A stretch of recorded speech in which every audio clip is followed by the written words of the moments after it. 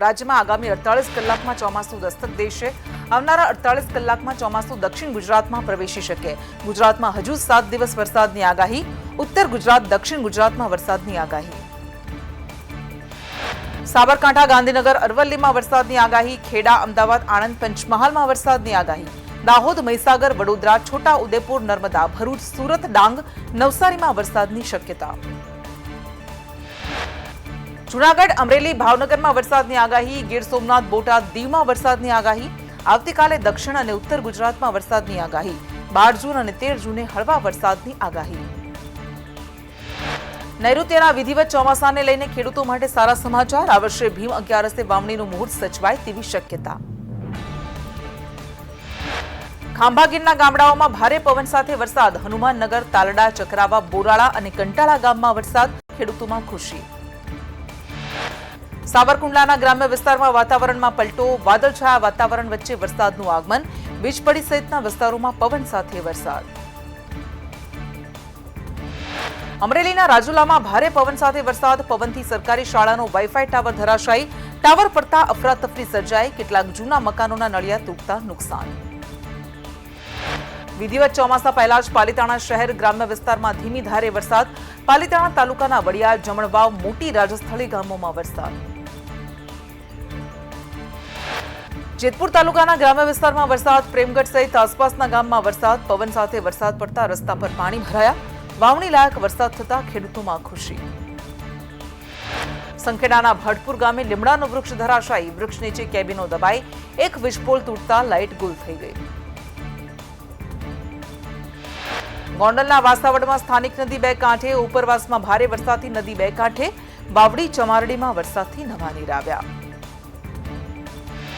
વલસાડમાં ધરમપુરમાં 3 ઇંચ વરસાદ ખાબક્યો। માર્ગો જળમગ્ન બનતા પાલિકાની પ્રી મોન્સૂનની કામગીરીની પોલ। પાલિકાએ ગટર સાફ કરી છતાં ઠેર ઠેર પાણી ભરાયા।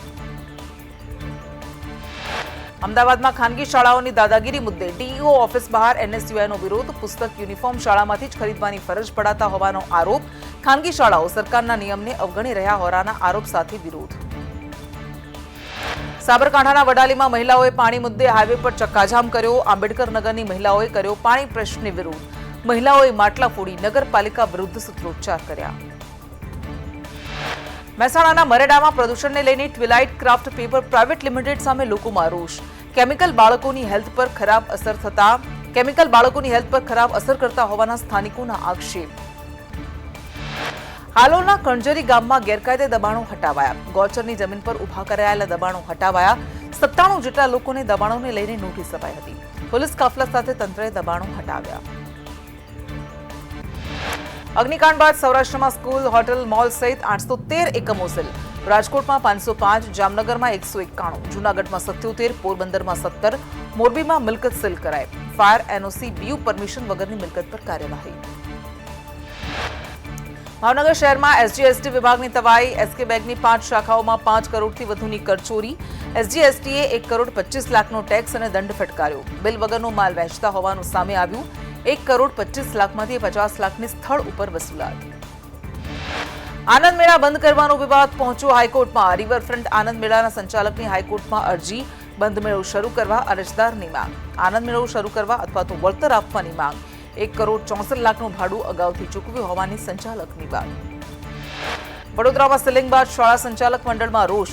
બિનજરૂરી દસ્તાવેજની તાત્કાલિક ઉઘરાણીનો આક્ષેપ। પાલિકાની ટીમ ઉદ્ધતાએ ભર્યું વર્તન કરતી હોવાનો શાળા સંચાલક મંડળનો આરોપ। સુરતમાં એકેડેમિક એસોસિએશનનો મનપા રજૂઆત કરવા માટે પહોંચ્યા। એસોસિએશન્સ ટ્યુશન ક્લાસીસને સીલ મારી દેતા રજૂઆત કરવા માટે પહોંચ્યા। ક્લાસીસ સીલ હોવાથી એડમિશન કરવું મુશ્કેલ। સુરત મનપા લાલ આંખ કરતી દેખાય। વેપારીઓના વિરોધ વચ્ચે ભાટેનાનું મિલેનિયમ 2 માર્કેટ સીલ કર્યું। માર્કેટને ફાયર એનઓસી વેન્ટિલેશનને લઈને નોટિસ અપાઈ। નોટિસ બાદ નિરાકરણ ન આવતા કાર્યવાહી।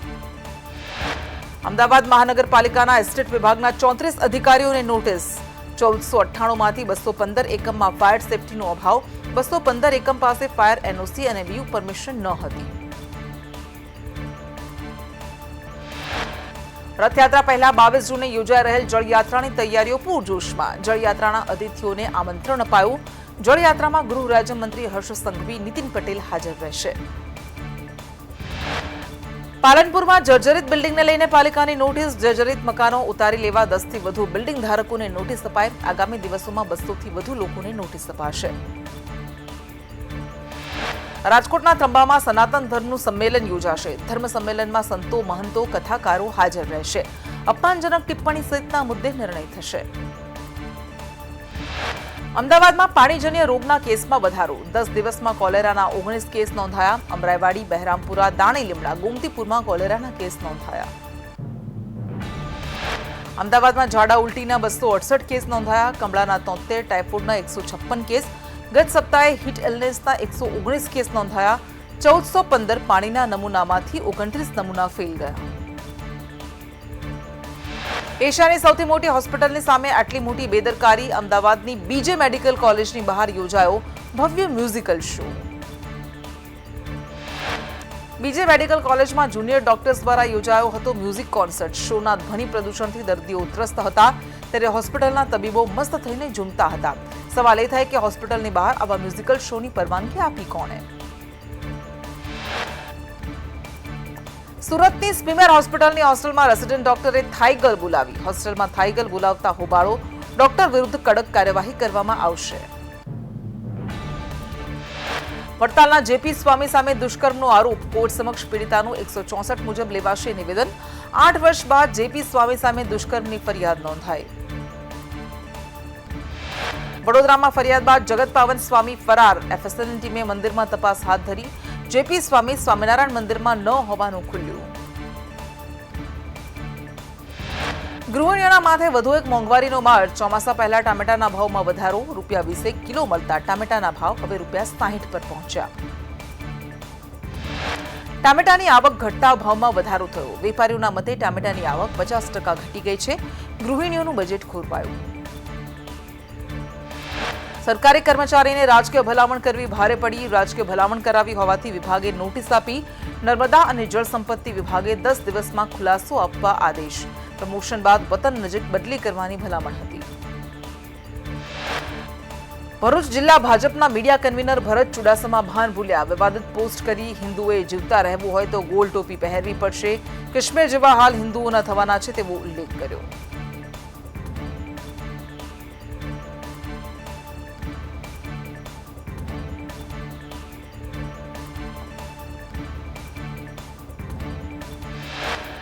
વૃક્ષ ધરાશાયી થતા વડોદરાના શિનોરની આસપાસ વીજ પુરવઠો ખોરવાયો. ડીપી સહિત 3 વીજ પુલ તૂટ્યા. વીજ પુરવઠો ફરી શરૂ કરવા વીજ વિભાગની કામગીરી. મોરબીના ઘૂંટુ ગામને કોર્પોરેશનમાં ન સમાવવા સરપંચ સહિત ગ્રામજનો કલેક્ટર કચેરીએ પહોંચ્યા. ગામમાં પહેલાથી જ બધી સુવિધાઓ હોવાથી કોર્પોરેશનમાં ન સમાવવા ગ્રામજનોની ઉગ્ર માંગ. થરાદની ભાપી નજીક મુખ્ય કેનાલમાં સર્જાયો ભંગાણ. કેનાલની પ્રોટેક્શન દિવાલમાં મસમોટા ગાબડા. ખાડાનું પુરાણ સત્વરે થાય તેવી ખેડૂતોની માંગ. મોટું ભંગાણ પડે તો ખેડૂતોની વધી શકે મુશ્કેલી. કામરેજમાં તાપી નદીમાં યુવક ડૂબ્યો. મંદિરે દર્શન કરવા ગયેલ યુવક ડૂબ્યો. મિત્રો સાથે નદીમાં નહાવા પડ્યા હતા. 26 વર્ષીય આકાશ સુથાર નદીમાં ડૂબતા લાપતા. ભાવનગરમાં 2 માળનું જર્જરિત મકાન ધરાશાયી. ભારે પવન ફૂંકાવાથી જર્જરિત મકાન ધરાશાયી થતા દોડધામ. ફાયર વિભાગ દ્વારા કાટમાળ ખસેડવાની કામગીરી. સુરતમાં છેતરપિંડીથી એટીએમમાંથી ઠગાઈ કરતી આંતરરાજ્ય ટોળકી ઝડપાઈ. એટીએમમાં પૈસા ઉપાડવા મદદ કરવાના બહાને ઠગાઈ કરતા કાપોદ્રા પોલીસે 1 લાખના મુદ્દામાલ સાથે 2 શખ્સની કરી ધરપકડ. ધાનેરામાં ધર્મી સ્પા સંચાલક સામે દુષ્કર્મની ફરિયાદ. સ્પામાં ભાગીદાર બનાવવાની લાલચ આપી દુષ્કર્મ. સ્પા સંચાલકે યુવતી પાસેથી ₹3 લાખ પડાવ્યા. પંચમહાલ લોકસભાના અપક્ષ ઉમેદવાર પર હુમલો. દૂધના ફેટ ઓછા આવતા હોવાની પોસ્ટ કરતા અદાવતમાં હુમલો થયો. સુરતના કાપોદ્રામાં ગેરકાયદે ગેસ રિફિલિંગનો પર્દાફાશ. 27 ગેસના બાટલા સાથે 2 દુકાનદારની ધરપકડ. ગેસ સર્વિસ દુકાનની આડમાં ચાલતું હતું રિફિલિંગ. કુલ 57,700ના મુદ્દામાલ સાથે 2 દુકાનદારની ધરપકડ. ગીર સોમનાથમાં ડુપ્લિકેટ ડીએપી ખાતરનો પર્દાફાશ. ડુપ્લિકેટ ખાતર વહેંચનાર મુખ્ય સૂત્રધાર ઝડપાયો. ખેડૂતોને પધરાવતા હતા ડુપ્લિકેટ ડીએપી ખાતર. વડાપ્રધાન નિવાસસ્થાને મોદી સરકારને પ્રથમ કેબિનેટ બેઠક મળી. આગામી 5 વર્ષમાં ગરીબોને 3 કરોડ નવા ઘર ભેટ મળશે. બેઠકમાં પીએમ મોદી ઉપરાંત 30 મંત્રીઓ હાજર રહ્યા. મોદી સરકાર 3.0માં અમિત શાહને ફરી એક વખત ગૃહમંત્રી બનાવાયા. આગલી ટર્મમાં ઐતિહાસિક નિર્ણયો માટે પ્રસિદ્ધ થયેલા અમિત શાહ ફરી એક વખત ગૃહ મંત્રાલય સંભાળશે.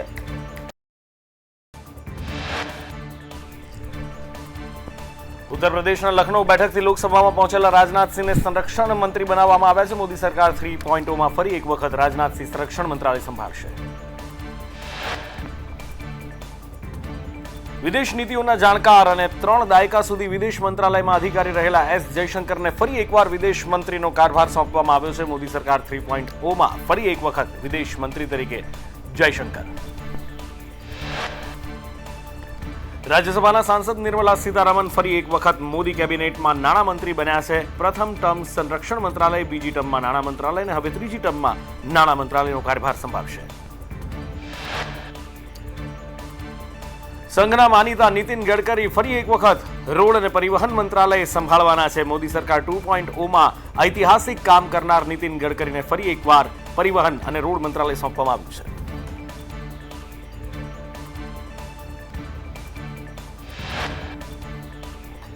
બાંગ્લાદેશના વડાપ્રધાન શેખ હસીનાએ કોંગ્રેસ સંસદીય દળના ચેરમેન સોનિયા ગાંધી સાથે મુલાકાત કરી. સોનિયા ગાંધી સાથે શેખ હસીનાએ રાહુલ ગાંધી, પ્રિયંકા ગાંધી સાથે પણ મુલાકાત કરી.